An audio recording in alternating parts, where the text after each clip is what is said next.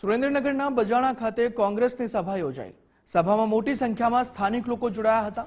નૌશાદ સોલંકી અને ગીતા પટેલ ઉપસ્થિત રહ્યા। આ સભામાં દસાડા તાલુકામાં કોંગ્રેસનું ખાતું ખુલવાનો દાવો કર્યો છે।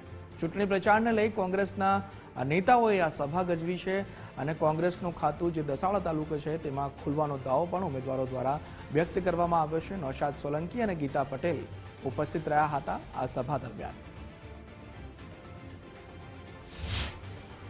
આજે બજાણા ગામે દરેક સમાજના યુવાનો આગેવાનો બધાએ સાથે મળીને ખૂબ ઉત્સાહપૂર્વક અમારા બંને ઉમેદવારોને ગ્રામજનોએ મીટિંગ રાખી હતી। એની અંદર અમે અમારા જિલ્લાના પ્રમુખ નૌશાદભાઈ સોલંકી અને અમે બધા જ આવ્યા હતા અને ગ્રામજનોએ અમને ખૂબ આખા ગુજરાતમાં એક મેસેજ આપવા જેવી વાત છે કે આખા ગુજરાતની અંદર એક બજાણા જે એવું ગામ છે કે આગેવાનોએ કહ્યું છે કે અમારે તમારી ચા પણ નથી પીવી, પણ અમે અમારા બાળકોનું ભવિષ્ય જોઈએ છે, અમારા દીકરાઓનું ભવિષ્ય જોઈએ છે, અમારે અમારા વિસ્તારમાં વિકાસના કાર્યો કરવા છે। એટલે અમે તમારી ચા પીધા વગર પણ અમે તમને મતદાન કરીશું, અમે તમને મત આપીશું એવી બાંયધરી બજાણા ગામના આગેવાનોએ અમને આપી।